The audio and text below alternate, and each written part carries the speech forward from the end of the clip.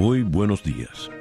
Son las 9 en punto de la mañana de este jueves 23 de mayo del año 2024. Y en este momento, a las 9 en punto de la mañana, usted está escuchando, sintonizando en conexión por Éxito 107.1 FM, la emisora del sur de Miami, territorio Éxitos. Usted también nos puede escuchar en su teléfono celular si descarga la aplicación Actualidad Media Group. Esa aplicación usted la puede descargar de manera gratuita. Y si usted entra en www.exito107.com, además de escucharnos, nos puede ver. Aquí recibo el saludo de Michael Barroso, un maravino en Roanoke, Virginia. Hugo Boscán en Játiva, Valencia. Douglas Isturiz en El Salvador. Xavier Míguez en Barcelona.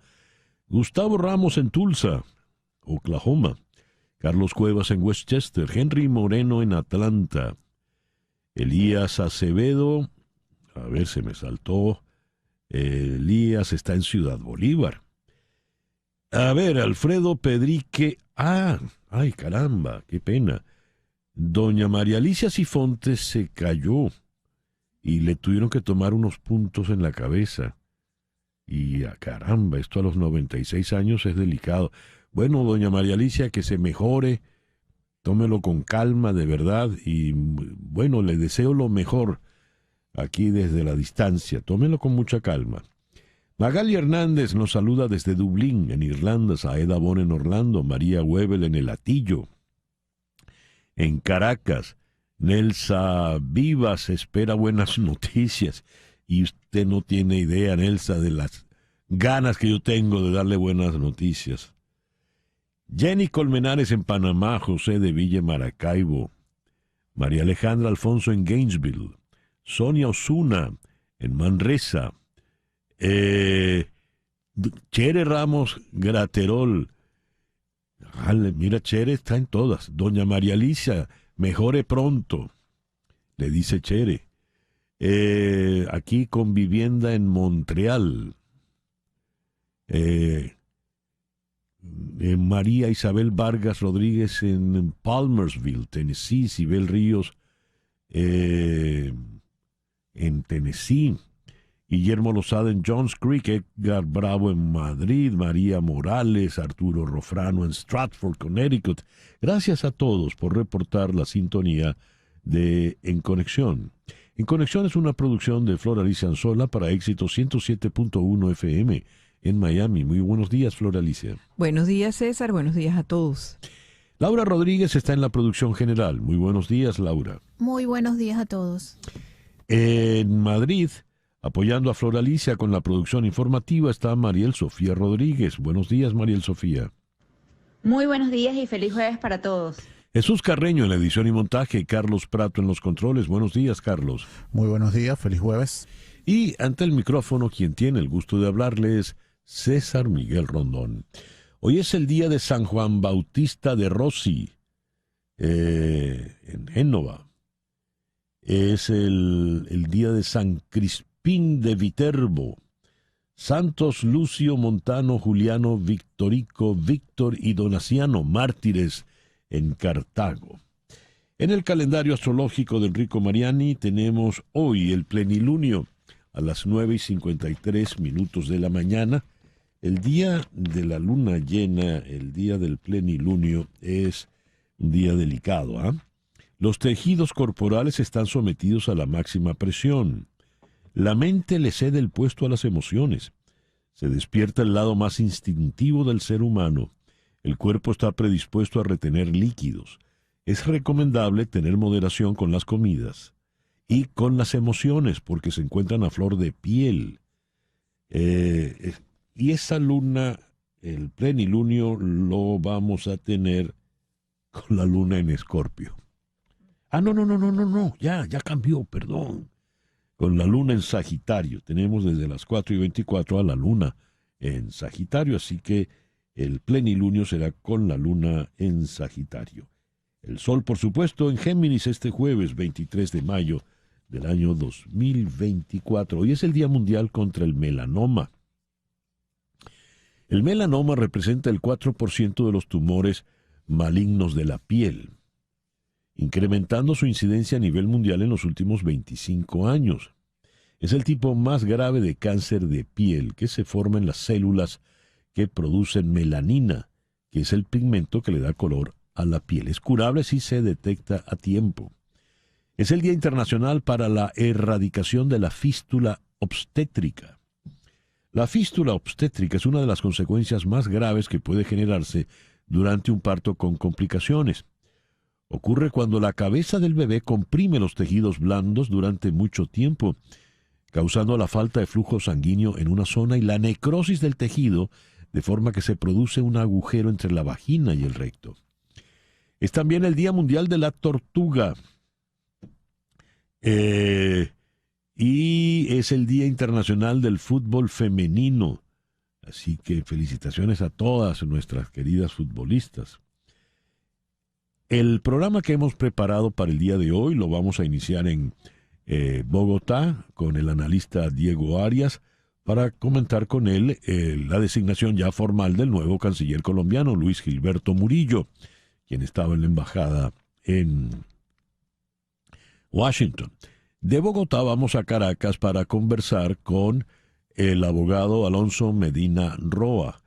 Ayer condenaron a 20 personas a 30 años de prisión por lo que llaman la Operación Gedeón. De Caracas iremos a Sao Paulo para conversar con el periodista Paolo Manso a propósito de la decisión del juez de la Corte Suprema de Brasil, Dias Toffoli, de anular todos los procesos e investigaciones contra Marcelo Odebrecht. Menudo escándalo. Después iremos a Londres para conversar con el profesor de la Universidad de Londres, Francisco Carvalho. El primer ministro Rishi Sunak anunció adelanto de elecciones generales para el 4 de julio. Después regresaremos a Caracas para hablar con Tamara Herrera, la economista. Las empresas privadas en Venezuela enfrentan, según Fede Cámaras, una alta carga fiscal y piden pues que se reconsideren las medidas. Y en Dallas vamos a conversar con Robinson Rivas Suárez, el director de la Escuela de Computación de la Universidad Central de Venezuela. Scarlett Johansson dijo que OpenAI copió su voz sin permiso. La actriz dice que el creador de ChatGPT intentó contratarla y luego copió su voz de la película Hair. Pero OpenAI dice lo contrario. ¿Qué es lo que ocurre allí? Y esto que nos sirva de referencia sobre todos los alcances y lo que puede ocurrir con este tema de la inteligencia artificial. Nuestro foro en el día de hoy: trastorno explosivo intermitente. ¿Qué es el trastorno explosivo intermitente?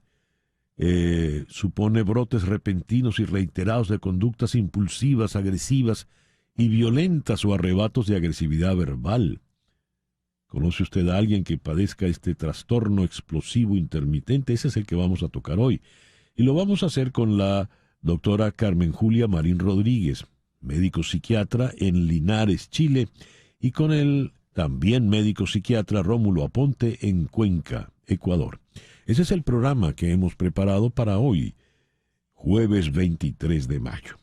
Yendo a las efemérides, el 23 de mayo de 1813, Simón Bolívar entra en territorio venezolano proveniente de la Nueva Granada y es proclamado libertador. El libertador, y así comienza la campaña admirable que habrá de terminar en Caracas. Estamos hablando del año 1813. El 23 de mayo de 1895 se realizó el primer juego de béisbol en Venezuela, en un campo abierto, el Stand del Este, quizá el primer estadio de béisbol del país, frente a la antigua estación de tren de Quebrada Honda. Eran dos equipos de Caracas, los azules y los rojos. Ganaron los azules con marcador de 28 carreras a 19. Entre los jugadores se encontraban venezolanos que habían estudiado en Estados Unidos y 3 cubanos residentes en Caracas. Y en mayo de 1895, ese día, los hermanos Amenodoro, Emilio, Gustavo y Arturo Franklin fundaron el primer club de Venezuela, el Caracas Baseball Club, Para el primer juego, los directivos del club enviaron una nota que se publicó en el diario El Tiempo, invitando a presenciar un nuevo tipo de juego de ajedrez, el base-vale, así lo llamaron. Increíble, tal día como hoy en 1895. 23 de mayo de 1926, la estación radial Aire, después de obtener el permiso oficial y la exclusividad de las transmisiones y la venta de los receptores, sale al aire en Venezuela, en Caracas. Es la primera emisora de radio en Venezuela, que fue clausurada en 1928 por el general Juan Vicente Gómez por las protestas estudiantiles en Caracas, de manera tal de que es como una vieja mala maña, ¿no? Sale la emisora de radio y después la cierra. La cierra el gobierno, el que sea, el gobierno. Hoy está cumpliendo 91 años Joan Collins, ¿la recuerdan? La Alexis Colby de Dinastía. Tal día como hoy, en 1934, balean a los fugitivos, ladrones y criminales Bonnie and Clyde. Después Bonnie and Clyde se convirtió en una película de mucho éxito de Arthur Penn con... se me fue el nombre, Warren Beatty y Faye Dunaway. Allí debutó Gene Hackman. El 23 de mayo de 1937 murió a los 98 años John D. Rockefeller, fundador y presidente del Standard Oil, una gigantesca petrolera que llegó a controlar más del 90% de la extracción, refinado, transporte y distribución del petróleo. Standard Oil luego se renombró como Exxon Corporation y hoy en día es ExxonMobil Corporation. El 23 de mayo de 1949 se crea la República Federal de Alemania a partir de las zonas de ocupación de Estados Unidos, la Gran Bretaña y Francia, enfrentada a la República Democrática de Alemania, que era el territorio soviético. El 23 de mayo de 1958, Mao Zedong inicia lo que llamó el gran salto adelante en China. Mató más de entre 23 y 55 millones de ciudadanos chinos debido al hambre y a los trabajos forzados. El 23 de mayo de 1993 murió Luis Beltrán Prieto Figueroa, fundador de Acción Democrática, maestro, líder político, y luego se fue de AD, fundó el partido MEP y fue candidato a la presidencia. Falleció a los 91 años. Y tal día como hoy, en el 2017, a los 90 años, falleció Roger Moore. Roger Moore hizo 7 películas de James Bond, comenzando con Live and Let Die hasta A View to a Kill. Antes había sido El Santo. Y antes había sido Ivanhoe. También. Bueno, yo sí llegué a ver eso. El 23 de mayo de 1910 nació Artie Shaw. Begin de Cole Porter, con Artie Shaw y su orquesta. Artie Shaw fue un clarinetista de jazz muy, muy popular en aquellos años 40 y 50. Falleció a los 94 años en el 2004. Y tal día como hoy, el 23 de mayo de 1928, nació esta señora, Rosemary Clooney. Ahora la tía de George Clooney, pero en sus principios George era el sobrino de Rosemary Clooney, quien tuvo mucho éxito en aquellos años 50. Aquí le estamos escuchando interpretando Sway, nada menos que con el respaldo de Damaso Pérez Prado y su orquesta. El 23 de mayo de 1960, por 5 semanas seguidas, The Everly Brothers estuvieron en el primer lugar en Estados Unidos con Kathy's Clown. El editorial con César Miguel Rondón. Nuestro foro de hoy es trastorno explosivo intermitente.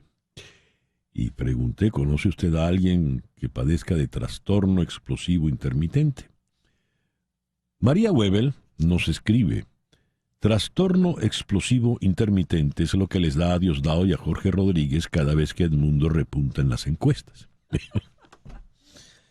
En realidad no me esperaba esa reacción. Pero algo explosivo, intermitente, irracional, fuera de control, es lo que les está dando, sin lugar a dudas, a los altos dirigentes del chavismo-madurismo. Lo digo porque la torpeza con que están enfrentando la campaña electoral de María Corina Machado y de Edmundo González Urrutia no tiene nombre.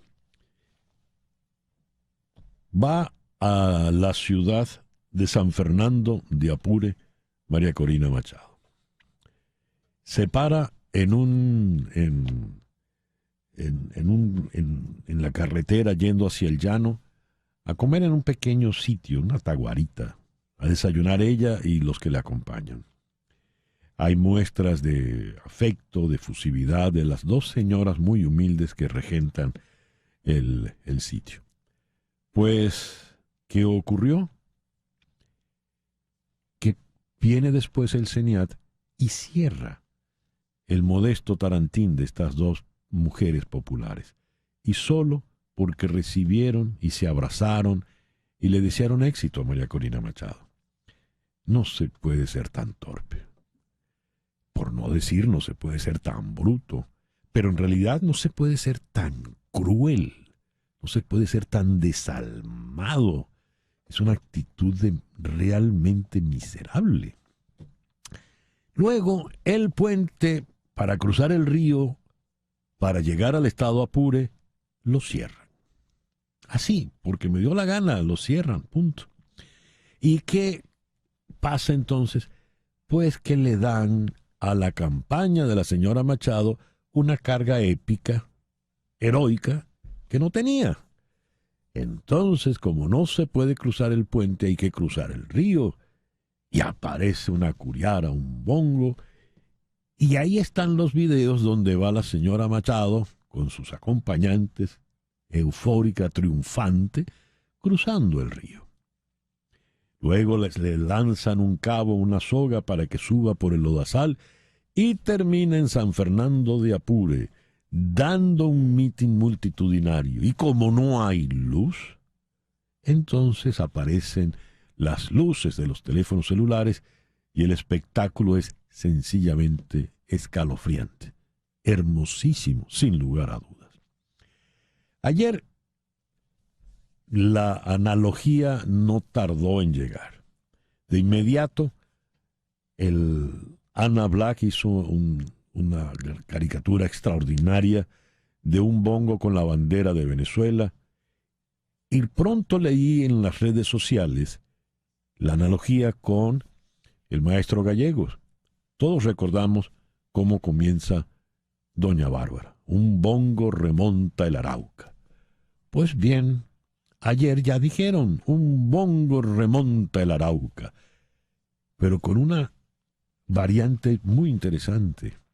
En el bongo no venía Doña Bárbara, que era la barbarie. En el bongo, según los que manejan las redes sociales, venía Santos Luzardo, en versión femenina. Luzardo, el que venía de la ciudad, el que iba a imponer la civilización sobre la barbarie. Querido maestro Gallegos, su vigencia sigue intacta. Ojalá Santos Luzardo llegue de verdad. 9:20 de la mañana. Hacemos una pequeña pausa y ya regresamos con las noticias más importantes de este jueves 23 de mayo. Esto es En Conexión, por Éxito 107.1 FM en Miami. 9:25 de la mañana, vamos con las noticias más importantes del día de hoy. El primer ministro británico Rishi Sunak anunció el adelanto de las elecciones generales en el Reino Unido para el próximo 4 de julio. La decisión, informada horas antes por la prensa, fue confirmada por Sunak frente al número 10 de Downing Street y llega cuando los conservadores se hallan a gran distancia por detrás de la oposición laborista, según todas las encuestas. Hoy hablé con Su Majestad el Rey para solicitar la disolución del Parlamento. El Rey ha accedido a esta petición y celebraremos elecciones generales el 4 de julio, anunció Sunak bajo la lluvia durante una breve comparecencia de 8 minutos ante los medios.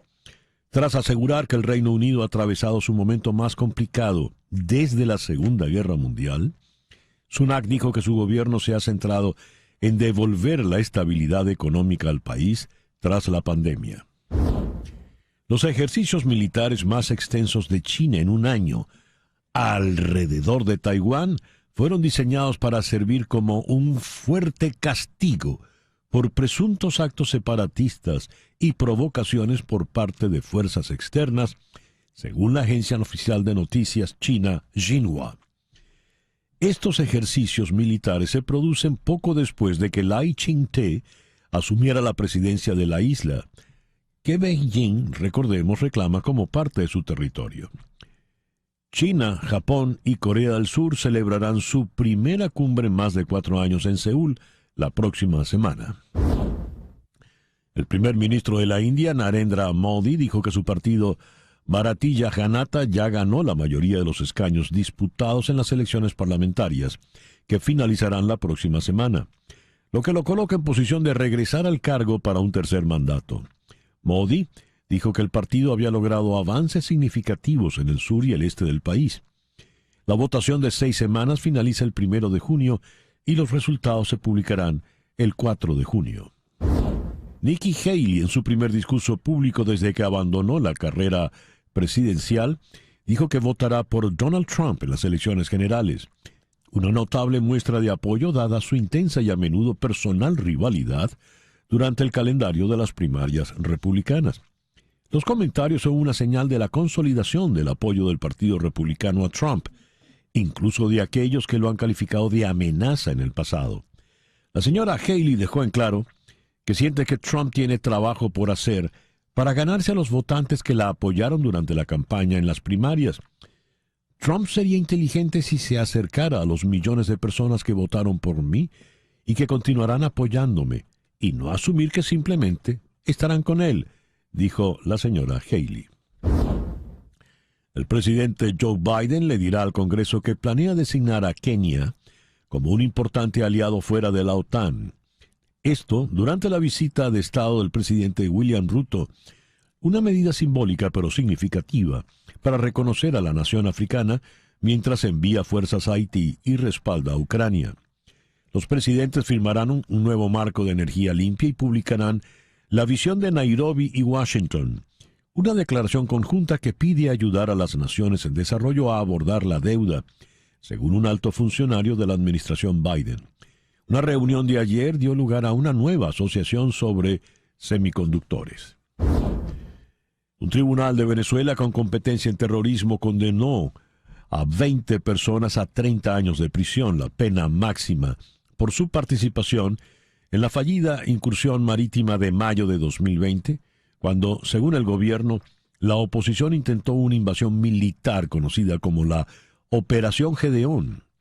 Los delitos imputados fueron traición a la patria, conspiración, rebelión, asociación para delinquir y financiamiento al terrorismo. Entre los condenados se encuentra Josnars Baduel, hijo del general Raúl Isaías Baduel. Según confirmó en las redes sociales su familia, que consideró la sentencia como una patraña judicial. El proyecto de ley fronterizo bipartidista del Senado, que no logró obtener apoyo en febrero, será presentado hoy para una nueva votación por el líder de la mayoría del Senado, Chuck Schumer. Aunque apoyó la medida cuando se negoció por primera vez, el líder de la minoría, Mitch McConnell, le dijo al presidente Biden que los republicanos planean votar en contra. La respuesta de la Casa Blanca: incitar a los republicanos del Senado a apoyar el paquete que abandonaron después de que el expresidente Trump expresara su oposición. Los republicanos del Senado tendrán otra oportunidad para decidir si quieren apoyar el acuerdo de seguridad fronteriza más duro y justo en décadas, o si seguirán anteponiendo sus intereses políticos partidistas a la nación y a la seguridad. Esta es una cita textual de la postura de la Casa Blanca. El expresidente Donald Trump afirma falsamente que el presidente Joe Biden autorizó al Departamento de Justicia a asesinarlo cuando allanó su propiedad de Mar-a-Lago en 2022 en busca de documentos clasificados. Los seguidores de Trump recibieron esta semana un correo electrónico de campaña dirigido por el presidente Trump con el asunto. Estaban autorizados a dispararme. El correo electrónico parecía hacer referencia a un documento recientemente revelado que describía los procedimientos del FBI y que incluía un lenguaje estándar sobre el uso de la fuerza en las búsquedas que realiza el FBI. Las tropas israelíes avanzaron más al interior de Rafah, en el extremo sur de la Franja de Gaza, y mataron a varios supuestos milicianos de Hamás en combates cuerpo a cuerpo, mientras mantienen los ataques aéreos sobre casi todo el enclave. Un total de 14 trabajadores del hospital Al-Aqda de Jabalia, en el norte de la Franja de Gaza, continúan en el centro sitiado por cuarto día consecutivo, tras negarse a evacuarlo ante la falta de ambulancias para sus pacientes.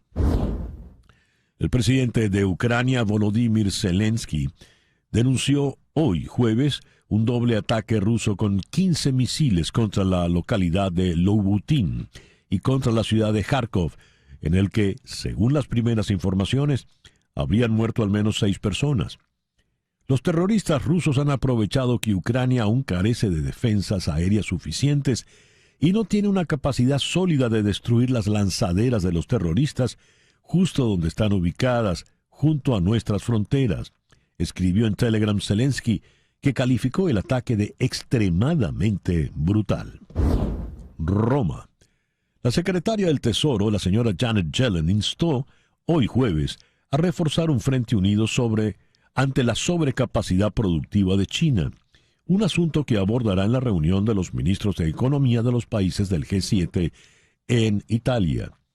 Creo que muchos países comparten la preocupación por la amplia estrategia macroeconómica e industrial de China, algo que afecta negativamente a la evolución y balances comerciales a nivel mundial, creando desequilibrios y perjudicando a empresas en los mercados globales, dijo la señora Yellen en rueda de prensa. 9 personas murieron y más de 50 resultaron heridas después de que un escenario colapsara debido a fuertes vientos en un mitin de campaña en México. El candidato presidencial Jorge Álvarez Maínez dijo que no resultó herido en el incidente ocurrido durante su evento de campaña en la ciudad nororiental de San Pedro Garza García. El gobernador del estado de Nuevo León dijo que al menos 54 personas resultaron heridas y que se estaban llevando a cabo operaciones de rescate para salvar a algunas de las personas atrapadas bajo el escenario derrumbado. El presidente de la Junta de Aviación Civil de República Dominicana, Marte Piantini, informó que las operaciones aéreas entre su país y Venezuela continuarán con normalidad. La noticia la publicó en su cuenta X en el día de ayer. Comunico que queda sin efecto la revocación de las operaciones aéreas de las líneas de Venezuela, que estaba programada para el 27 de mayo del 2024, por lo que las operaciones aéreas entre ambos países se mantienen con normalidad. Fin de la cita. El hasta ahora embajador de Colombia en Estados Unidos, Luis Gilberto Murillo, fue nombrado el pasado martes por el presidente Gustavo Petro como canciller, luego de que su antecesor Álvaro Leiva fuera apartado de su cargo en enero por la Procuraduría, que lo investiga por presuntas irregularidades en el proceso de licitación para elegir a la empresa encargada de diseñar e imprimir los pasaportes en Colombia, con un presupuesto cercano a los $150 millones. Y esta noticia nos da pie para nuestra primera entrevista en la mañana de hoy. Vamos a Bogotá, donde está el analista Diego Arias. Diego, muy buenos días. Muchísimas gracias por atendernos en la mañana de hoy. San Miguel, un buen día para usted, para su equipo, para la amplia audiencia a esta hora del día y honrado con la invitación. Gracias por atenderla. Diego, ¿quién es Luis Gilberto Murillo? Es extenso, digamos, el historial académico y en el ejercicio público que tiene el nuevo canciller, ministro de Relaciones Exteriores, pero yo anotaría, además de su trayectoria académica que lo ha llevado a estudios superiores de distinto orden y a ejercer cargos públicos en Colombia, en algunas regiones del país y en la estructura central del Estado, anotaría que él fue el presidente, la fórmula vicepresidencial de el señor Fajardo, Sergio Fajardo, y pertenece a una opción política que llama la Alianza Verde. En ese sentido, digamos, hizo parte del pacto histórico que llevó al presidente Gustavo Petro al poder y recibió una enorme responsabilidad, como es, por supuesto, la de asumir la embajada de Colombia ante Estados Unidos. Creo que suma, además de este lugar político que tiene, una condición de ser una persona afrodescendiente. Eso no es poco, digamos, en la lectura interna que hay en Colombia de un gobierno que busca o pretende ser diverso, incluyente, como parte de su idea de cambio, y también significativo en relación con las influencias que este sector afrodescendiente tiene al interior del Congreso de Estados Unidos. Permítame cerrar rápidamente esta inicial respuesta para decir que muchos entendían que su lugar iba a ser siempre la embajada, que el encargo de la Cancillería era transitorio mientras se resolvía el tema de Álvaro Leiva, que se pensó en algún momento iba a regresar como canciller, pero que dada la prolongación y muy seguramente la ratificación, César Miguel, de la sanción sobre el canciller titular, el gobierno decidió y Luis Gilberto Murillo aceptó ser el canciller. Esto de alguna forma le cierra o ha cerrado para él unas opciones que había anunciado muy claras de ser un nombre a consideración de los colombianos en la elección presidencial del 2026. Está hablando de Leiva, ¿verdad? El que iba a aspirar presidencialmente era Leiva. De pronto no me expresé bien, no, estoy hablando de Luis Gilberto Murillo. Ah, ok. Era una opción de este sector de la Alianza Verde que aspiraba a ser contado, digamos, en las opciones presidenciales. Pero a propósito de lo que usted menciona, César Miguel, por supuesto, de cómo salga bien librado o no el ex canciller Álvaro Leiva, pues también justo es decir que él también se cuenta dentro de las aspiraciones presidenciales que se quieren poner a consideración de los colombianos para el 2026. Tiene que ver con ambos casos. Diego, corríjame si me equivoco, por favor, pero pareciera que el señor Luis Gilberto Murillo va a tener cierta autonomía política frente al presidente Petro, ¿o no? Pues César Miguel, usted hace una lectura aguda, pero absolutamente correcta. Este canciller ha desmarcado temas de cómo los condujo Álvaro Leiva en términos internos, administrativos, burocráticos, de la carrera diplomática para asignar algunas representaciones del exterior en Colombia. Ha tenido más autonomía en relación a pronunciarse sobre el tema del proceso electoral en Venezuela, reclamando garantías a la oposición, reclamando transparencia, algo que no ha hecho el presidente de la República, se lo ha reservado el propio canciller, incluso a costa de sostener un enfrentamiento en redes sociales bastante agrio por momentos con Diosdado Cabello, pero a lo cual el canciller colombiano ya en propiedad no ha respondido, y tiene una agenda muy complicada, César Miguel. Le enumero algunos temas. Colombia decidió hacer un reconocimiento como Estado de la nación palestina y junto a eso anunció ayer mismo que va a instalar en Ramala una sede diplomática en términos de embajada. Tiene el tema de también la migración del Darién, temas con Centroamérica, Estados Unidos y particularmente Panamá. Están venidas a menos las relaciones con Estados Unidos, ya en distintos sectores, no tanto el gobierno, pero sí el Congreso, se estima, César Miguel, que Colombia ya no es el aliado que lo fue en otros tiempos y hay inquietudes fuertes sobre temas de la conducción del Estado colombiano en manos de Gustavo Petro. Y está algo que viene en próximos días y es la comparecencia de Colombia en el Consejo de Seguridad de Naciones Unidas en relación a la implementación del acuerdo de paz, frente a lo cual el presidente Petro ha dicho que él mismo va a ir a denunciar que el Estado no quiere cumplir dicho acuerdo. Bueno, una agenda compleja con la que llega el doctor Luis Gilberto Murillo a la Cancillería. Una última pregunta, Diego. ¿Qué tan complicada es la situación para el ya ex canciller Leiva? Yo creo que muy complicada. Hay una causa que inicialmente está en el orden disciplinario, la conduce un poder público que aquí se conoce como el Ministerio Público, que es la Procuraduría General de la Nación, pero en la medida en que hay insinuaciones de direccionamiento de las convocatorias, favorecimiento, etcétera, eso puede transcurrir al tema penal. Yo creo que lo menos que le va a surgir en el escenario político y de vida pública del ex canciller Álvaro Leiva va a ser una inhabilidad por un buen número de años en Colombia. Diego, muchísimas gracias por atendernos en la mañana de hoy. Un gusto como siempre y honrado con la invitación. Gracias. Diego Arias, analista político colombiano desde la ciudad de Bogotá. Hacemos una pequeña pausa. Al regreso vamos a Caracas. 20 personas condenadas a 30 años de cárcel por terrorismo y traición a la patria. Esto es En Conexión por Éxito 107.1 FM en Miami. Son las 9:43 de la mañana. Ventilex, fábrica de extractores de aire industriales y ventiladores comerciales a la medida, te ofrece extractores de aire Alfa 48 y Alfa 36 para el control de ambientes cálidos y contaminados. Llama al 954-433-1322, 954-433-1322. Y también para tu empresa que requiere ventilación directa y constante, diseñamos Titan 36, el ventilador industrial más efectivo para puntos fijos. Ventilex, medio siglo de experiencia en ventilación comercial, ventiladores y extractores hechos a la medida. Repito el número, 954-433-1322. 954-433-1322 de Ventilex. Un tribunal venezolano con competencia en terrorismo condenó ayer miércoles a 20 personas a 30 años de prisión, la pena máxima, por su participación en la fallida incursión marítima de mayo de 2020, cuando, según el gobierno, la oposición intentó una invasión militar. Vamos a Caracas. Allí está el abogado, director de la ONG Coalición por los Derechos Humanos, Alonso Medina Roa.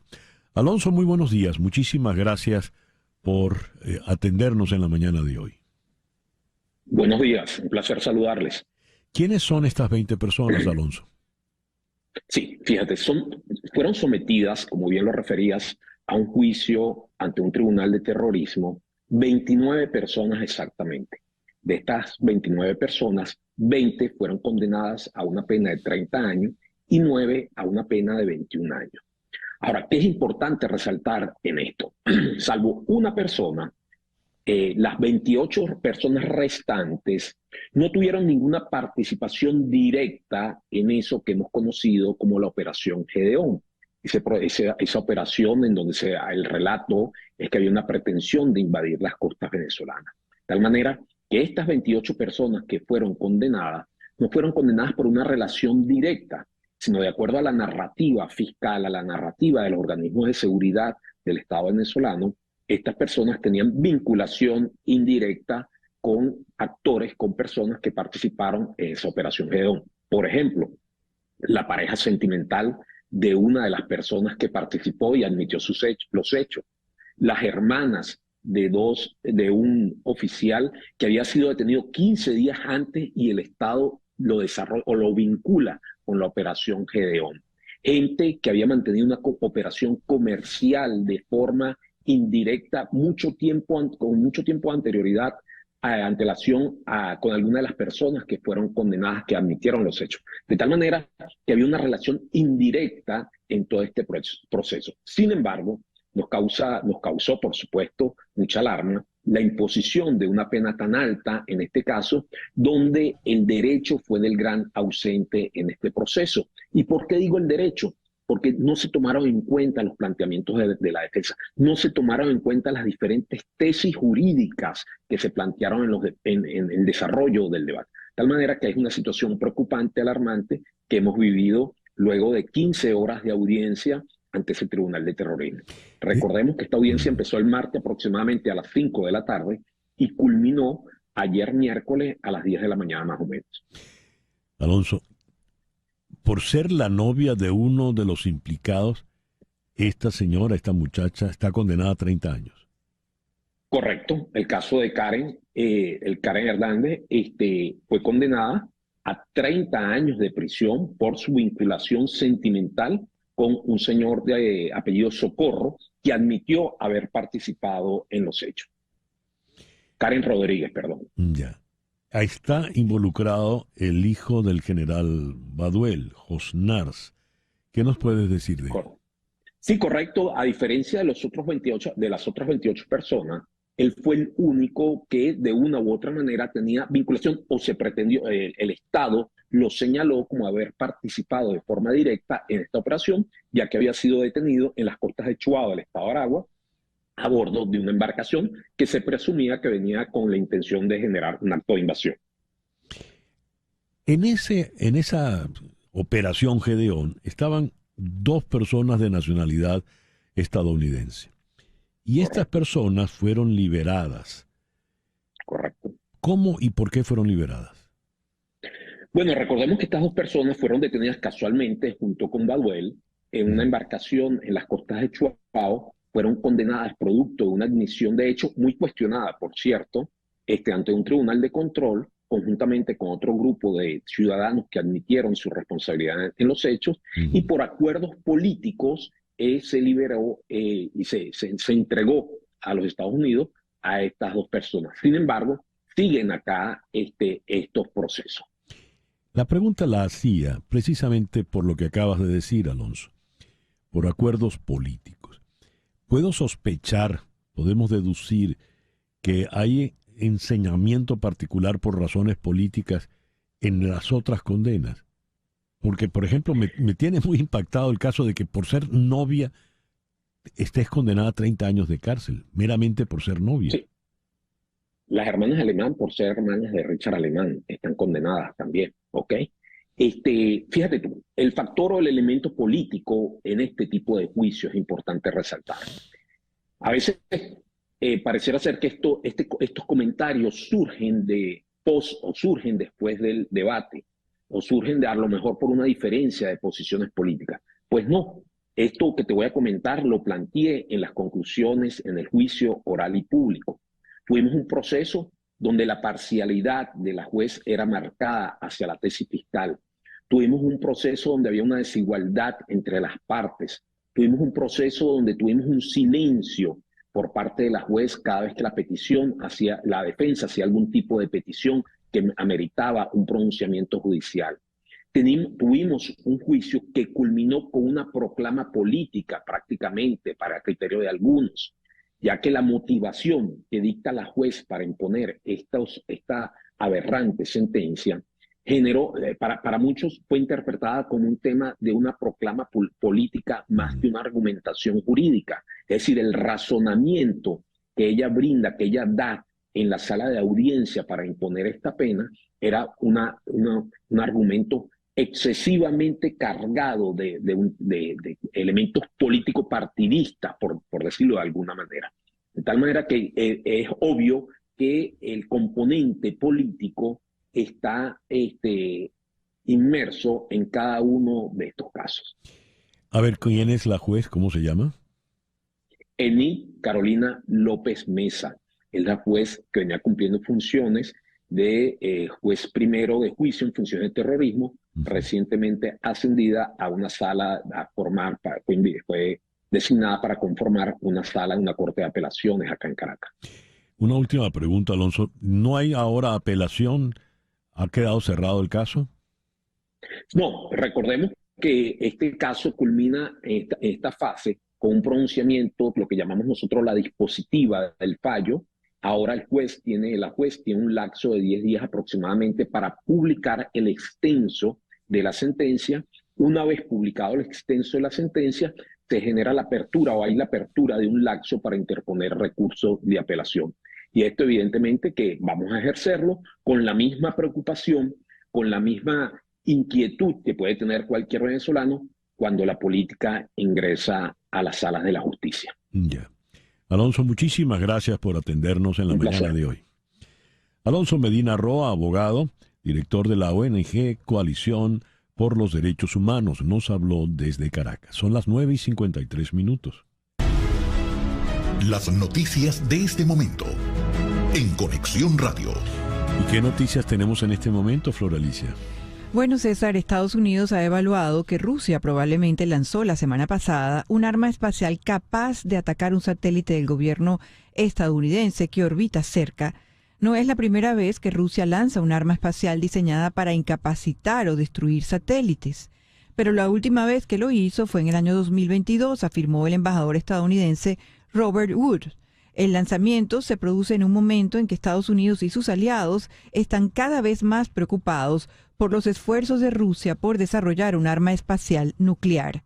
Si se implementa un arma de este tipo, podría paralizar una amplia franja de satélites comerciales y gubernamentales de los que depende el mundo entero para hacer llamadas de teléfonos móviles, pagar facturas y navegar por Internet. Eso sí sería el caos. Total. Desde los GPS. En adelante, todo. Dios. Pero estamos entrando en un terreno cada vez más y más peligroso, ¿no? Así es. Uf. Gracias, Flor Alicia. Habíamos leído y le dedicamos nuestro comentario editorial de ayer la decisión del juez de la Corte Suprema de Brasil, Dias Toffoli, quien anuló todos los procesos e investigaciones que había contra el empresario Marcelo Odebrecht, vinculado a la investigación Lava Jato. Vamos hasta la ciudad de Sao Paulo, en Brasil, donde está el periodista Paulo Manso. Paulo, ¿cómo estás? Gusto saludarte. Muy bien, César Miguel, es un gusto estar contigo para hablar de ese caso que realmente está haciendo mucha discusión, está surgiendo muchos, digamos, problemas para el señor Díaz Toffoli, por lo menos por parte de la prensa, porque fue muy criticada esa decisión monocrática, y repito, monocrática. ¿Por qué monocrática? ¿Cómo ha sido recibido esa decisión allá en Brasil? Mira, hoy tanto la Folha de San Pablo como sobre todo el Estado de San Pablo, que son los dos principales diarios aquí en San Pablo, donde yo me encuentro, que es el centro, digamos, financiero y económico de América Latina, editorial es muy duro.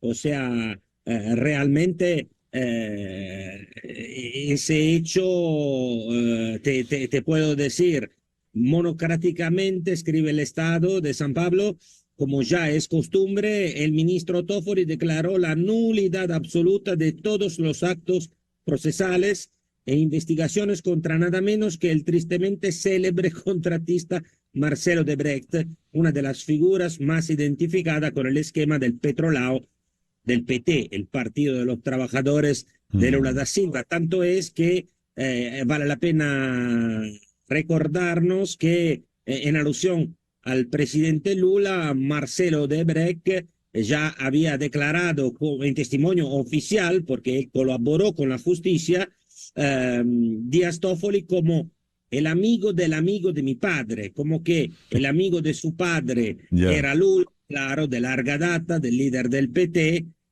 Toffoli era identificado como el amigo de mi padre. Entonces eso ya de principio tendría que haber impedido que Toffoli se pronunciara sobre un caso que lo involucraba directamente. Ahora el hecho que él haya decidido en 117 escuetas páginas de cancelar todo sin pasar por el colegiado de la Corte Suprema, eso pone un problema realmente de autoritarismo y de algo más, dicen los diarios aquí, porque las implicaciones, tanto directas como indirectas, sobre no solo Brasil, pero todos los países de América Latina, donde el mismo esquema fue utilizado. Ya pienso, por ejemplo, a Perú, donde hay, claro, donde inclusive varios presidentes fueron presos. Uno se suicidó para no pasar la vergüenza de ir a la cárcel,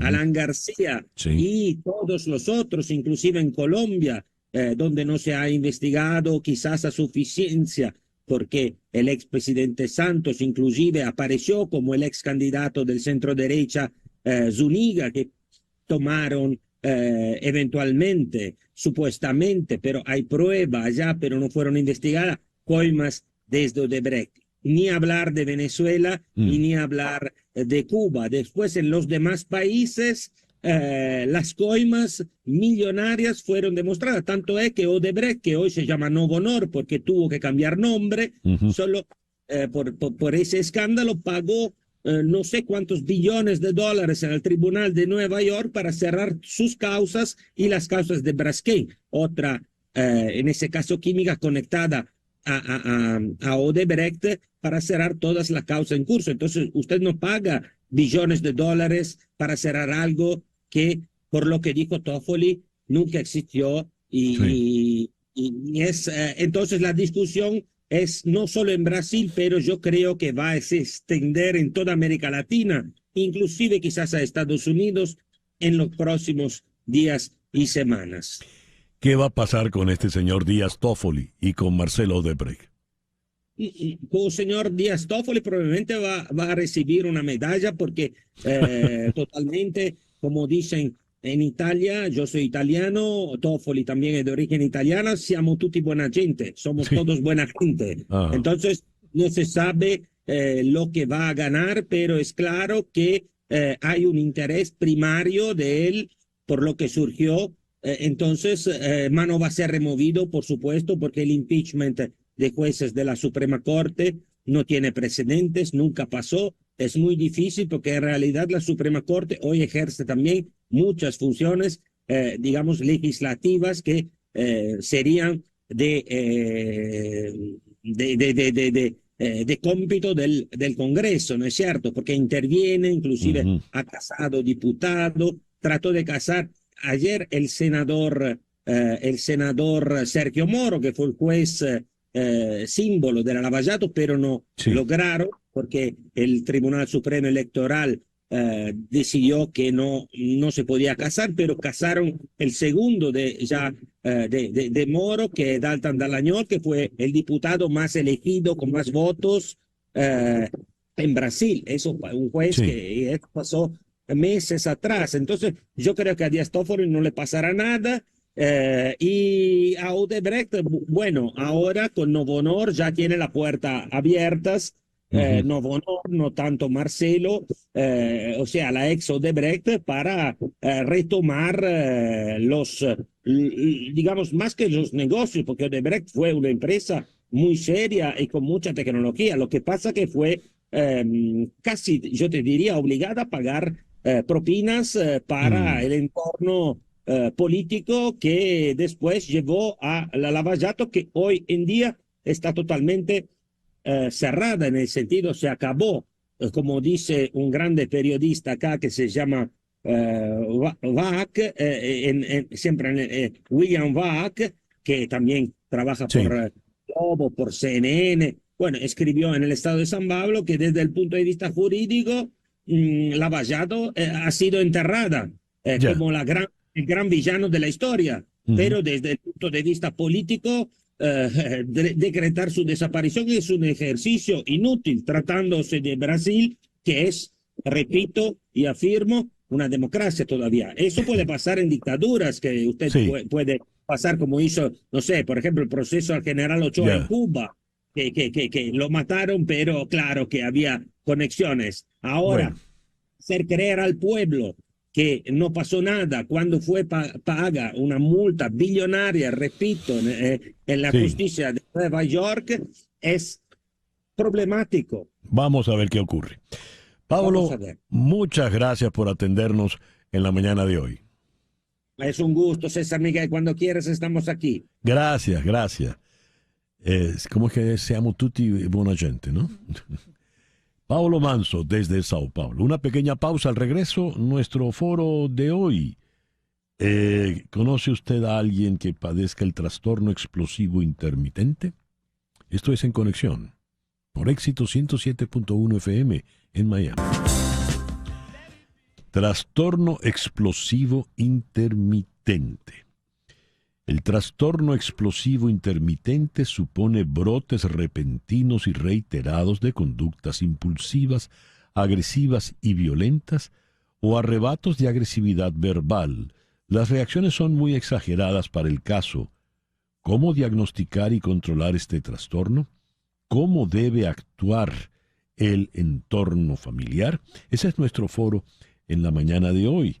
Y cuando pregunté, ¿conoce usted a alguien que padezca este tipo de trastorno?, recibí el mensaje de la oyente María Webel, que dio pie para nuestro comentario editorial. Trastorno explosivo intermitente es lo que les da a Diosdado y a Jorge Rodríguez, cada vez que Edmundo repunta en las encuestas. Pero dejemos eso de lado para entrar de lleno, en serio, con el trastorno en cuestión. En la ciudad de Linares, en Chile, está la doctora Carmen Julia Marín Rodríguez. Ella es médico psiquiatra con diplomado en patología dual. Carmen Julia, muy buenos días. Muchísimas gracias por estar con nosotros hoy. Muy buenos días, César Miguel. Muchísimas gracias por la invitación. Y en la ciudad de Cuenca, en el Ecuador, está él también, médico psiquiatra, terapeuta cognitivo-conductual, el doctor Rómulo Aponte. Rómulo, muy buenos días, gracias por acompañarnos. Buenos días, César Miguel. Hola, doctora Marín, buen día. A ver, ¿qué es este trastorno explosivo intermitente? Vamos a comenzar con Carmen Julia.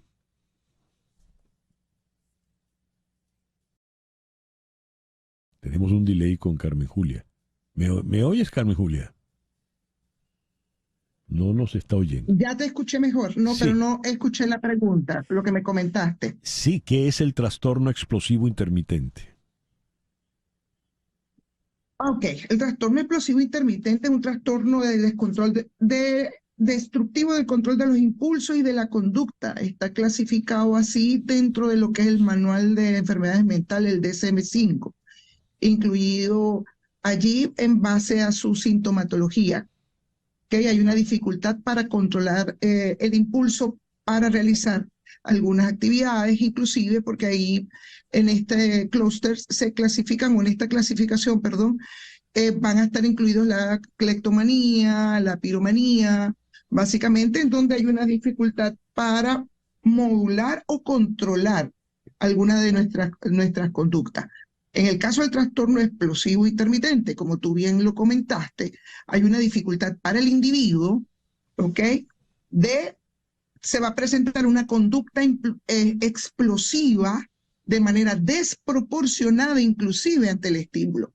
Si bien como seres humanos, tomando en cuenta el comentario del oyente que hablaba de estas personas dentro del argot político venezolano, generalmente esta explosión no va a estar relacionada con el estímulo, siempre van a ser desproporcionadas a lo que ocurrió.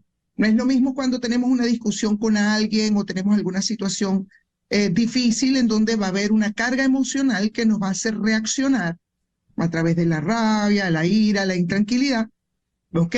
Pero generalmente el individuo puede modularla, ¿ok? En el caso del trastorno explosivo intermitente hay una dificultad para modularlo y aparece el episodio, ¿ok? Aparece esta rabia desproporcionada que puede llegar a episodios de heteroagresividad verbal o física hacia sí mismo o inclusive hacia el entorno, personas, familiares, objetos, animales. Entonces, en ese sentido, está por allí en la línea del trastorno explosivo intermitente. Hablaba la doctora Carmen Julia Marín. Le pregunto al doctor Rómulo Aponte, también médico psiquiatra. Rómulo, ¿este estallido tiene alguna motivación o es algo que puede darse de manera espontánea, gratuita? Los estallidos son recurrentes, César Miguel, y algo interesante es que no son premeditados. Eso es una condición interesante, una característica interesante de este trastorno, que no es la persona que está pensando previamente, elaborando todo un plan para agredir a alguien. Es algo explosivo, como lo estamos describiendo, ¿verdad? Las explosiones pueden ser verbales o físicas, y otro aspecto interesante, que provocan malestar subjetivo en la persona que explota. La persona que explota no se siente feliz con su comportamiento. Pero la infelicidad o el malestar que él sienta evidentemente no es suficiente para corregirlo. Y hay unas estadísticas interesantes en el sentido de que en una evaluación con adolescentes se encontró que el 10% de los adolescentes pueden sufrir este problema, pero que de los que tienen este trastorno en la adolescencia se mantienen un 60% a través de toda la vida. De esta manera que es un trastorno relativamente frecuente, ¿verdad? ¿En qué personas se presenta más esto? Y las personas que sufren miedos, y los miedos son muy comunes. Mucha gente tiene miedo a los aviones, miedo a la oscuridad, miedo a la soledad, miedo a las serpientes, miedos. Las personas que sufren miedo. Las personas que consumen sustancias. Y es muy lamentable el problema de salud pública que hay con el consumo de sustancias en todos nuestros países. La epidemia, por así llamarlo, en Estados Unidos con las drogas ha sido terrible, ¿no? Sí. La depresión, 20% de los seres humanos hemos tenido una depresión, la estamos sufriendo, la vamos a sufrir en el futuro. Muy frecuente. Los trastornos de ansiedad igualmente frecuentes. Y los trastornos bipolares también. De tal manera que las personas que sufren estas otras condiciones psiquiátricas son más propensas a sufrir el trastorno explosivo intermitente. Ya. ¿Por qué se da ese tipo de reacción? ¿Tiene que ver con la condición física? ¿Es algo hereditario? ¿O es un elemento psicológico de la manera como fue educada la persona o como fue formada? Le pregunto a Carmen Julia. Bueno, fíjate, dentro de lo que es el trastorno explosivo intermitente hay que tomar en cuenta, en base inclusive a lo que planteó el doctor, si bien muchas de las enfermedades o de las patologías dentro de la esfera mental van a tener un componente hereditario, en el caso del trastorno explosivo intermitente, generalmente cuando se presenta, si existen comorbilidad con otras enfermedades, se presenta previo a diagnosticar esta enfermedad, si el trastorno de pánico, el abuso de sustancias. Entonces, como muchas de las patologías que nosotros manejamos, tienen un factor multifactorial, ¿ok? Disculpa, valga la redundancia, es multifactorial, es decir, hay un componente hereditario en cuanto a hijos de padres que manejan este tipo de conducta. También, por supuesto, en el ámbito psicosocial, personas o niños que viven en ambientes o en familias disfuncionales en donde se maneja la manera de vincularse entre ellos es a través de la agresión. ¿Ok? De hecho, algunos de estos casos se puede presentar desde la infancia, que puede llegar a confundirse inclusive con otro tipo de trastornos, trastornos de atención, trastorno oposicionista desafiante, pero en la medida que va avanzando los años, no solamente puede reagudizarse, sino van a presentarse crisis con más frecuencia. Y tomando en cuenta esto, por supuesto, también hay un factor biológico en donde se plantea que hay una desregulación a nivel de la vía serotoninérgica. Entonces, decirte que fue primero el huevo o la gallina es un poco complicado, porque hay muchos factores que están involucrados en la aparición de esta patología, como la complejidad que genera el ser humano per se, ¿ok? Cómo nos vinculamos, cómo vivimos estos primeros años. Entonces allí, por eso digo, decir que es una sola causa es un poco difícil, sino que me corrige el doctor Aponte. Sí. A ver, le pregunto a Rómulo, comentaste, la persona que tiene este tipo de estallido no lo planifica, no lo medita previamente, es algo que surge de manera espontánea. Pregunto, ¿no lo puede controlar? ¿Y con qué frecuencia se da este tipo de estallidos? Rómulo. La frecuencia puede ser variable y evidentemente que no lo puede controlar. Por eso yo observaba que a pesar de que el que sufre el trastorno y explota, se siente mal posteriormente, inmediatamente a la explosión. Eso no es suficiente para controlarlo, como decía anteriormente. Cuando preguntaba de dónde viene esto, hay unos estudios que se han hecho con resonancia magnética del cerebro. Los estudios con imágenes de cerebro nos han permitido a los psiquiatras reconocer una cantidad de trastornos psiquiátricos que tienen una base biológica cerebral, que no es que es un inmaduro el que sufre el trastorno explosivo intermitente, que no es un desconsiderado, es que hay trastornos a nivel neurocognitivo, básicamente. Hay trastornos en el cerebro que han revelado la resonancia magnética del cerebro, que hay una disminución de la actividad en la corteza prefrontal del cerebro, que es el sitio donde pensamos, donde analizamos, donde procesamos las cosas que nos suceden en la vida, donde interpretamos los eventos de la vida, donde planificamos acciones para la solución de problemas. Eso no está funcionando bien en esta gente, por eso explotan. Y eso lo demuestran, como estoy diciendo, la resonancia magnética del cerebro. Y la otra parte es el estriato, que tiene que ver esa zona del cerebro relacionada con los movimientos, pero también con las conductas impulsivas. Y el otro aspecto es lo que ya señaló la doctora Marín, la disfunción de la serotonina, un neuroquímico muy importante que tenemos todos los seres humanos, un químico que produce el cerebro y que alteraciones precisamente en esas regiones que acabo de señalar, la corteza frontal, la de arriba y adelante del cerebro, y en el medio donde está el estriato, allí las alteraciones de ese químico, serotonina, tienen que ver con este trastorno. Por eso digo que no es suficiente el malestar. Y señalabas, brevemente observo, César Miguel, señalabas los traumas, ciertamente, las personas que han sufrido traumas en la infancia, que son muy frecuentes, situaciones traumáticas, individuales y colectivas. Actualmente tenemos pueblos traumatizados. Y hablaba de dirigentes políticos que son explosivos, sí, ciertamente, tienen este trastorno y hacen mucho daño con su trastorno explosivo intermitente, que evidentemente altera, afecta de manera grave el ejercicio del poder, la administración de los países, de los estados, en función del malestar colectivo, y que muchas veces es la rabia, es el trastorno explosivo el que se impone en la conducta de estos gobernantes y no la búsqueda del bienestar de sus pueblos. Le pregunto a la doctora Carmen Julia, ¿tiene cura este trastorno explosivo intermitente o tiene alguna manera de ser tratado, de ser controlado? Carmen Julia.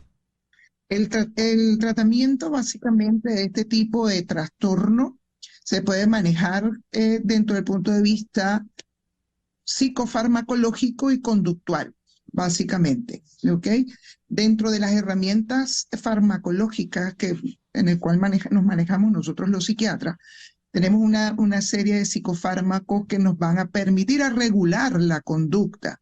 ¿Ok? Entre ellos tenemos los antidepresivos, los inhibidores selectivos de recaptura, tenemos algunos antiepilépticos que terminan siendo moduladores.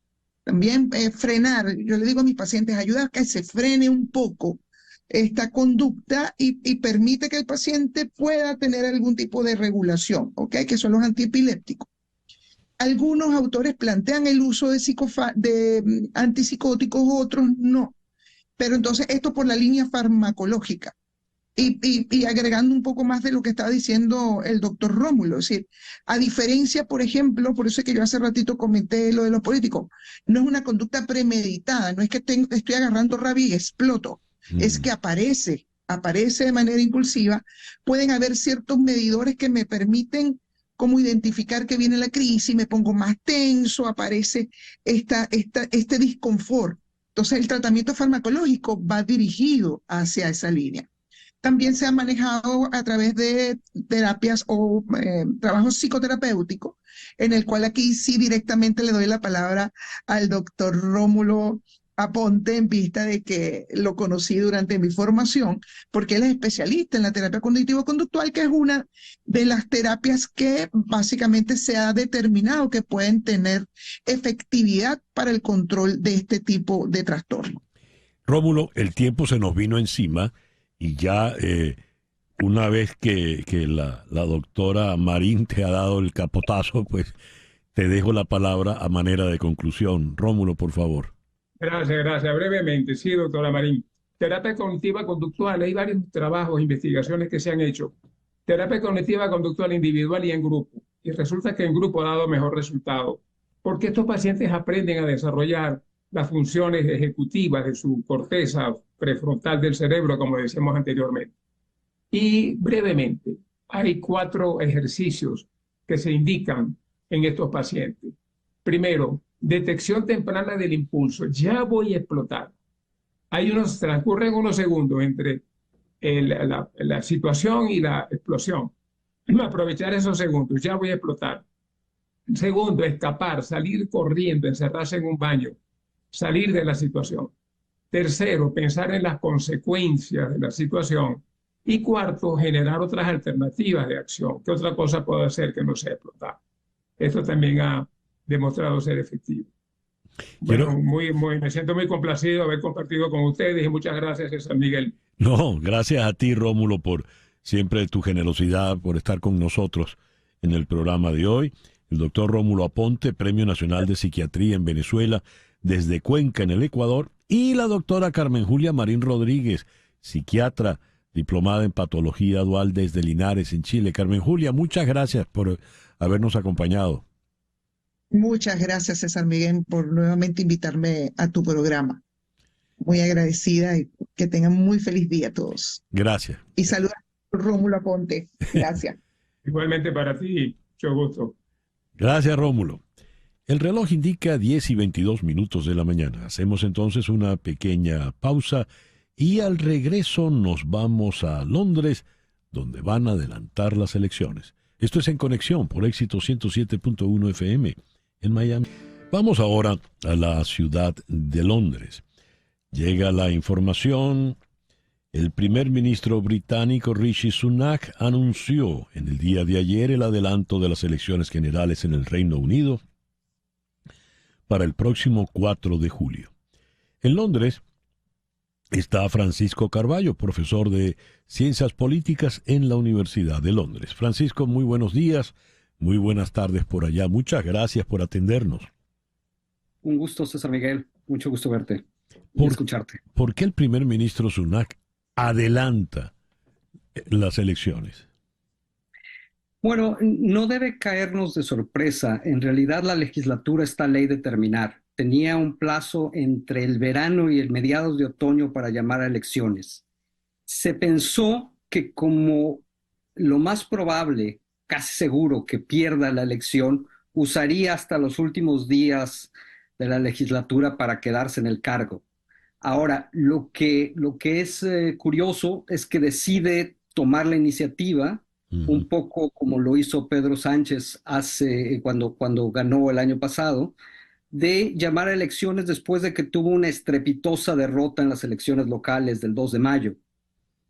Y piensa que puede quizás usar algunos datos económicos que han salido en los últimos días, que son relativamente favorables para su gobierno, para lanzar una campaña.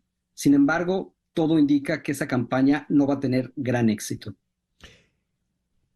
Esto le allana el camino para un regreso al poder del Partido Laborista. ¿Cómo se ve eso allá en el Reino Unido en este momento, Francisco? El Partido Laborista tiene en las encuestas desde hace ya meses un 20%, 20 puntos de ventaja. El servicio público de carrera está desde hace meses trabajando con los laboristas en la elaboración de políticas públicas que van a ponerse en práctica en cuanto lleguen al poder. Trump y Biden están reuniéndose con el equipo de exteriores de Keir Starmer, líder del laborismo. Entonces, de alguna manera, lo que se percibe aquí y fuera del Reino Unido es que esto ya es un asunto cerrado, que va a ganar Keir Starmer. La pregunta es, ¿cuál es la diferencia de votos que va a llevarse? Si va a llevar una mayoría muy calificada o simplemente una mayoría calificada. Y según la diferencia, ¿de qué manera eso va a determinar la acción de gobierno laborista? Totalmente. Va a depender mucho de los votos que se lleve, de los parlamentarios que logre conseguir. Sin embargo, el gobierno que plantea Starmer es un gobierno muy distinto a los que hemos vivido en este país en los últimos 6 años o así.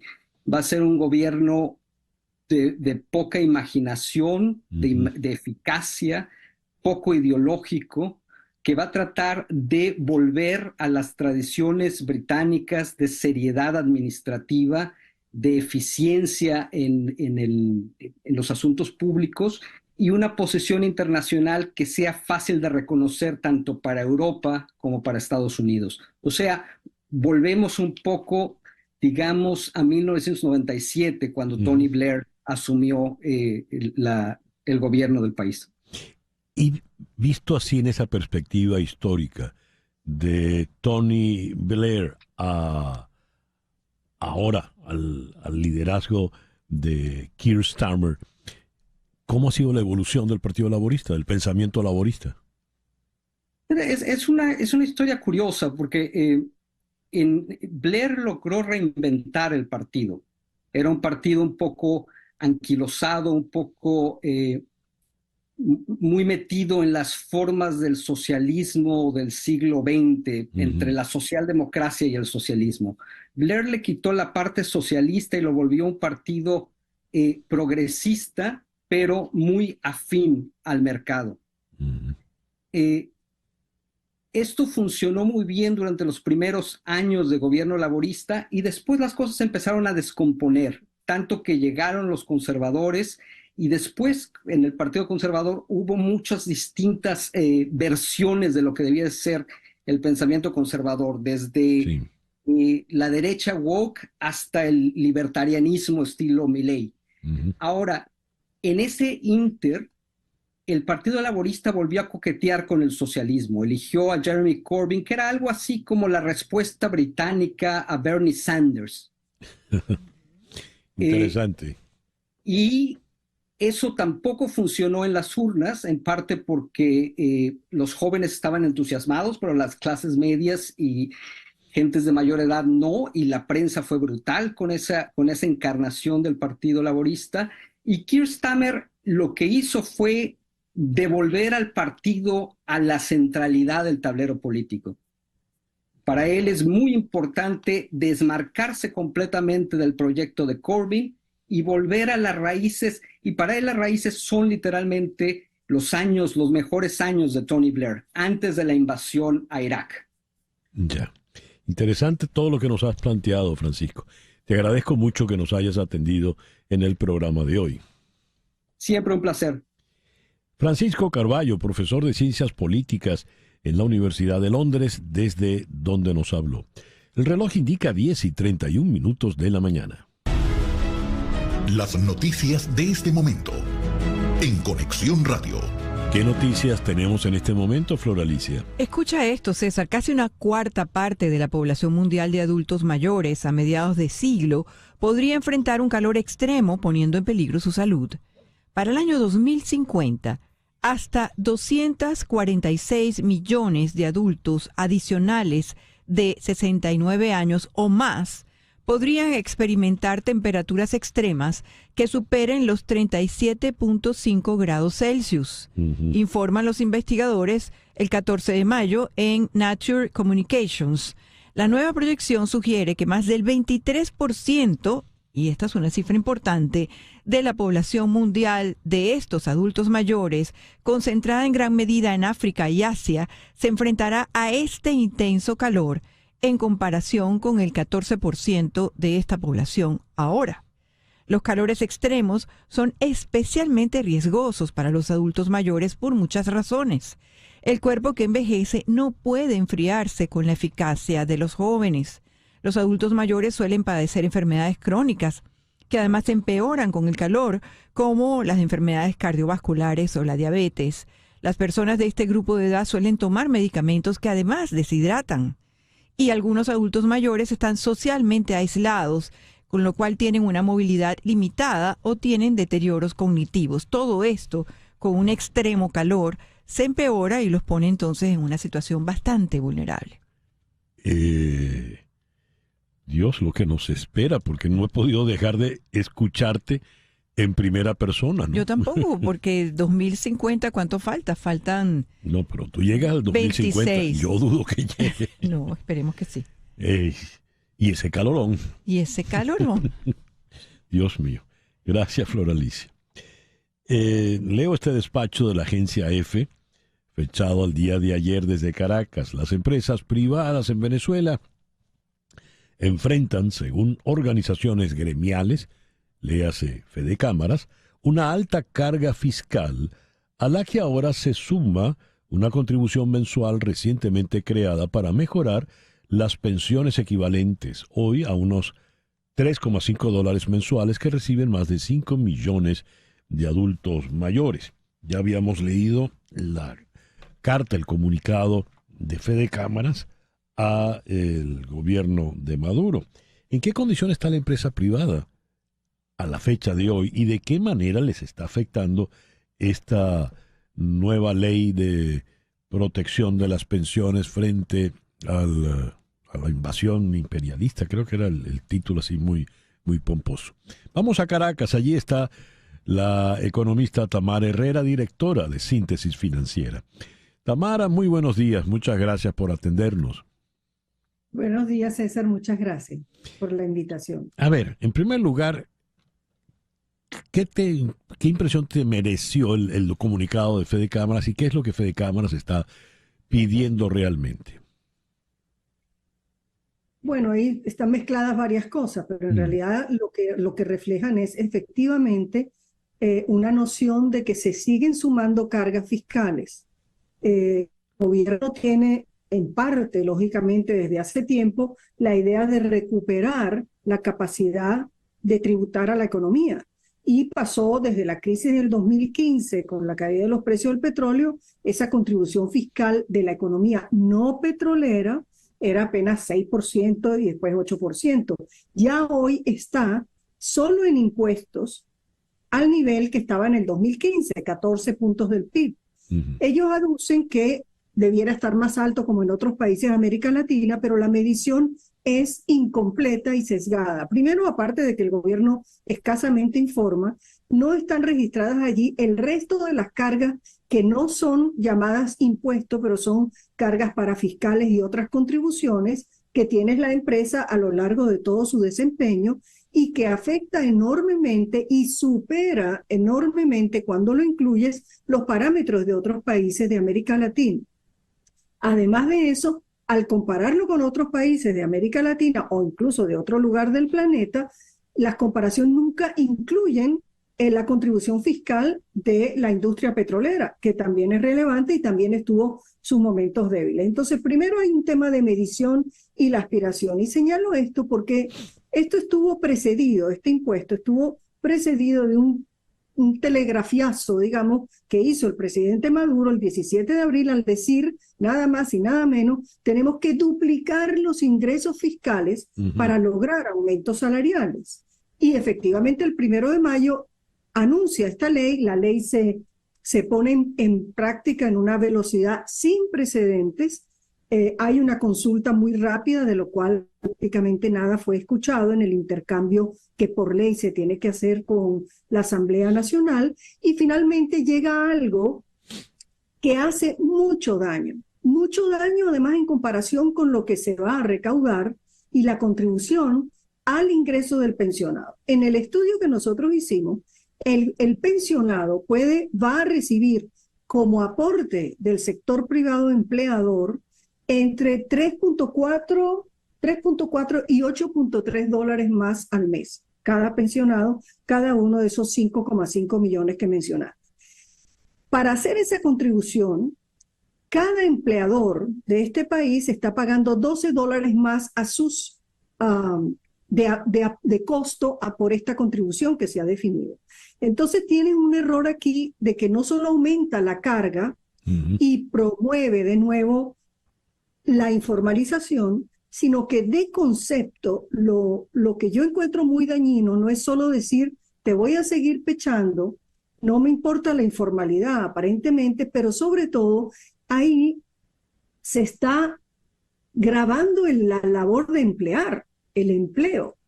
Entonces, generalmente, o sea, en la ley siempre está concebida la labor de empleador como una razón para desgravamen. Y aquí lo que hay es un costo por emplear, lo cual, de nuevo, va a estar induciendo informalidad. Aparte de eso, esto va al ingreso directo de los pensionados actuales. No hay aquí vínculo alguno con buscar la idea de proteger, de resolver la destrucción de la seguridad social por vía de la hiperinflación. No hay la construcción ni propuesta de un fondo para los futuros pensionados. Está completamente separado de la seguridad social y de hecho es algo que va a recaudar el CENIAT sobre el cual ojalá tenga una rendición de cuentas separada. Entonces, cuando tú recoges esa lectura, hay un daño de expectativas muy importante y sigue alimentando uno de los problemas más graves, que es un círculo vicioso. ¿Dónde está el incentivo a crear empresas si hay una idea de que entrar en el círculo de la actividad formal significa entrar a ser grabado por todos lados en unas proporciones sumamente desconsideradas? Porque además este impuesto, por ejemplo, se aplica independientemente del estado de la empresa. Una empresa en pérdidas tiene que hacer, por ejemplo, esa contribución independientemente. Entonces, es más, el daño en las expectativas a futuro y por lo tanto en la voluntad de emplear, de invertir o de crear nuevas empresas, que lo que se va a conseguir en el corto plazo en el bolsillo de cada pensionado, que como dije, estará entre 4 y 8 dólares al mes. Tamara, ¿a qué obedece esta evidente contradicción? Porque el argumento es para poder garantizar incrementos salariales, pero estoy gravando la capacidad de empleo, por lo tanto, lo que voy es a cerrar empresas y va a haber menos trabajadores a los cuales aumentarles el salario. ¿A qué obedece esto? ¿Por qué esta especie de glotonería del régimen? No tiene dinero. Hay tal desespero en buscar dinero donde sea. Venezuela es un país donde hay que hacer una reforma tributaria, pero esta no es una forma de hacerlo. Es decir, la forma de hacer una reforma tributaria es una donde tú eres capaz de concebir impuestos bajos, fáciles de recaudar y de manera extendida.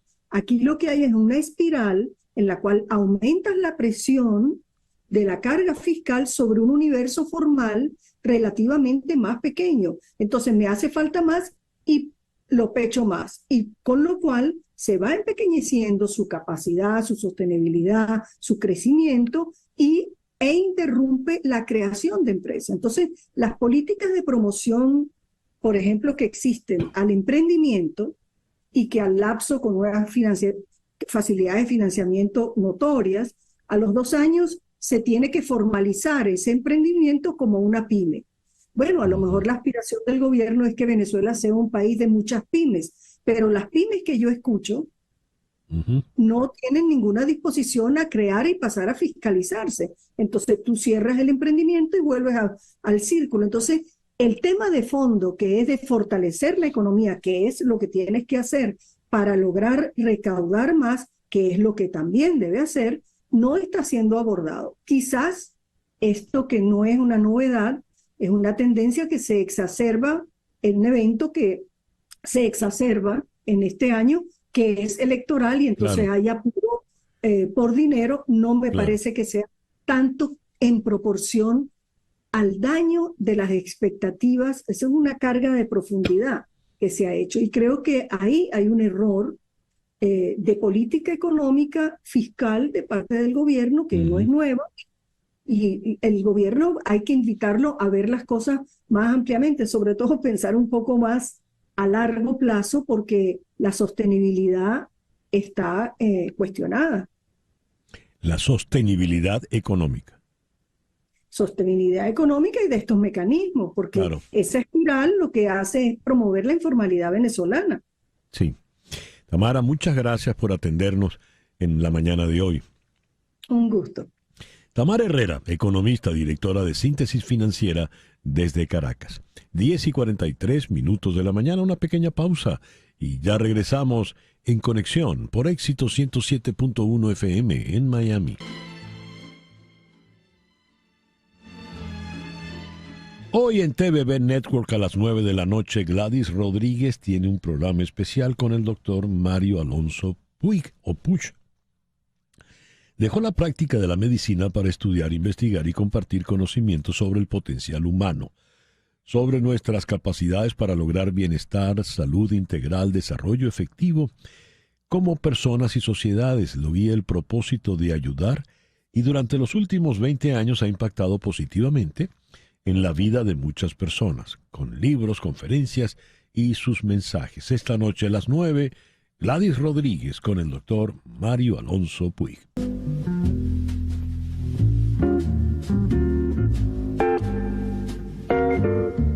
Scarlett Johansson amenaza con acciones legales contra OpenAI porque le usaron su voz.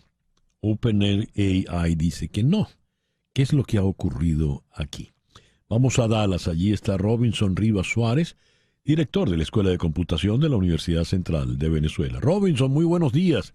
Gracias por atendernos. Buenos días, César Miguel. Gracias a ti. Saludos a la audiencia. ¿Qué ha ocurrido entre Scarlett Johansson y OpenAI? Bueno, fíjate, esto es una especie de novela. Tú que eres especialista en el tema. OpenAI le solicitó a Scarlett Johansson autorización y, por supuesto, entrenamiento para el nuevo chat de voz de la plataforma ChatGPT. Ella en su STM ella dice que no, que después de considerarlo prefiero no hacerlo. Pero la sorpresa es que hace unos días, cuando se hizo al público esto, la voz era absolutamente parecida a la de ella, igualita. Incluso dejaron por allí por debajito que era una voz tomada de Hair, esa hermosísima película que hizo ella con Jeffrey Phoenix. Por supuesto, ella se escandalizó, se enfureció y está tomando acciones legales. Y esto va a tener muchas repercusiones, porque no es la primera que está tomando acciones legales contra OpenAI por el uso que se considera indebido. No voy a decir indebido, que ella considera indebido y que los tribunales van a decidir. No es la primera persona que ve vulnerados sus derechos porque su voz o sus obras o sus escritos, lo que venga, lo que corresponda, han sido utilizados de manera irregular por este tipo de empresas. De hecho, la empresa tuvo que echar para atrás la voz, en este momento no está disponible. ¿Qué consecuencias tendremos? Porque estamos hablando de la voz, pero claro, esto va a cualquier otra manifestación creativa, cualquier otra manifestación humana que sea susceptible de ser copiada o reproducida por la inteligencia artificial. ¿Qué puede ocurrir, Robinson? Bueno, fíjate, para empezar, las inteligencias artificiales son inteligencias porque aprenden, y aprenden de los datos que están publicados. Muchas veces esos datos que están publicados, por ejemplo, son con licencia. Por ejemplo, yo puedo descargarme una canción de Spotify y yo pagué por ella, por ejemplo. Pero si yo la descargo y alimento mi sistema de inteligencia artificial con esa canción, en principio la descargué legalmente, pero alimento mi sistema con ello para que aprenda, probablemente ese uso no está dentro de la licencia que yo pagué solo para escucharla yo. Ese tipo de cosas ocurre con los escritos, ocurre con los artículos, ocurre con los reportajes. Fíjate que New York Times, Chicago Tribune y otros periódicos están demandando porque estas inteligencias aprenden de los artículos de estos periódicos y luego compiten con los periódicos en la elaboración de noticias. Entonces, casi cualquier manifestación humana que sea reproducible, llámese la voz, llámese la imagen, el video, un escrito, un estudio, debería tener unas claras compensaciones si son utilizadas con motivos comerciales. Y hay algunos adelantos al respecto. Hace un tiempo, la legislación australiana determinó que Facebook tenía que contrapesar, que tenía que pagarle a los medios de comunicación cuando usara sus noticias y los pusiera en el portal de Facebook de manera oficial. Y, bueno, ese es un precedente, pero falta mucha tela que cortar todavía. Sí, falta mucho. Ahora es cuando. Robinson, muchas gracias por atendernos en el programa de hoy. Un placer siempre acompañarte, César Miguel. Saludos. Robinson Rivas Suárez es el director de la Escuela de Computación de la Universidad Central de Venezuela, director de la Internet Society de Venezuela. Nos habló desde la ciudad de Dallas. 10:52. Las noticias de este momento en Conexión Radio. Y ya para cerrar, ¿qué tenemos, Flor Alicia? Bueno, César, el Festival Literario Centroamérica Cuenta, que reúne en Panamá escritores de Latinoamérica y España, como Leonardo Padura, de Cuba, Juan Villoro, de México, o Sergio Ramírez y Yoconda Belli, de Nicaragua, arrancó ayer en realidad, con un llamado a defender la libertad de prensa. Leemos este texto que dijo Ramírez. Quiero rendir homenaje al periodista guatemalteco José Rubén Zamora, un periodista injustamente preso en su país por ejercer su papel insoslayable de investigar la corrupción, uno de los peores males de nuestros sistemas políticos y de nuestra vida social. Esto dijo Ramírez, forzado también él al exilio en España por el gobierno de Daniel Ortega. Él y tantos otros periodistas centroamericanos como él, perseguidos, exiliados, sus medios de comunicación confiscados, porque decidieron ejercer a fondo su oficio, el oficio de la palabra libre, que es un oficio con consecuencias, como lo es el del novelista, cuando se va al fondo en el empeño por la búsqueda de la verdad. Así arrancó este Festival Literario Centroamérica Cuenta. Interesantísimo. Ahí se van a escuchar cosas realmente importantes. La convocatoria es de primera. Sí, así es. Gracias, Flor Alicia. Son las 10:54. Y En Conexión fue una producción de Flor Alicia Anzola para Éxito 107.1 FM, con Laura Rodríguez en la producción general, María Sofía Rodríguez en la producción informativa, Jesús Carreño en la edición y montaje, Carlos Prato en los controles, y ante el micrófono, quien tuvo el gusto de hablarles, César Miguel Rondón.